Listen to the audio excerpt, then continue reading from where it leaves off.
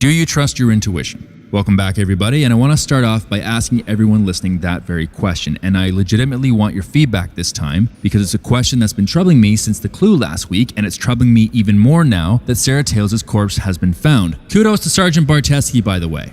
Job well done. So, do you trust your intuition? This is a bit of a problem for me in my line of work.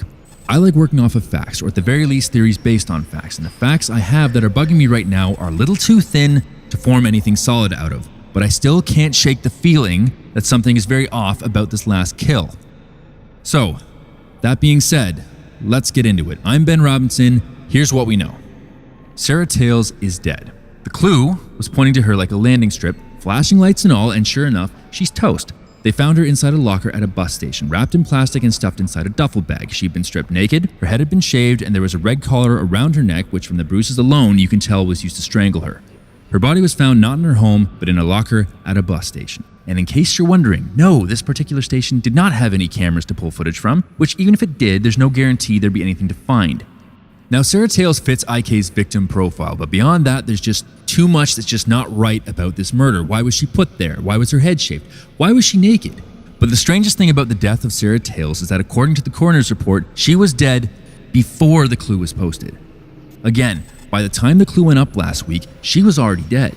The hint was empty, and maybe that's why it felt so cobbled together at the last minute. Maybe this kill was an accident. Someone who stumbled in on something at the wrong time, and IK had to think quick and make lemonade. And maybe that's it. Maybe that's what's off about this, and I'm reading too deep into a whole lot of nothing, but IK up until now has always had a point to her actions. There is always a motive, there is always logic to her work, and that is absent here. Now, the employee at the bus station who found the body said they routinely cut locks every 48 hours to make sure no one's leaving anything in there. So, while she was dead for almost a week, her body wasn't stashed until at least 5 days later. But why? It sounds peculiar, but you can tell a lot about someone by how they handle violence, specifically how they dole it out, and this was brutal. This wasn't about sending a message or making a statement. This was violence for the sake of power. The irony, the dog collar, that's an afterthought. It's goddamn window dressing. That is not what this kill was about. Because when I look at these pictures, I don't see the same level of control. I see an angry person inflicting harm for the sake of it. And then there's the timeline. From what we've gathered from IK so far, she kills a victim, poses them, and leaves. She doesn't store people. She's in, out, and gone. It works because it's effective.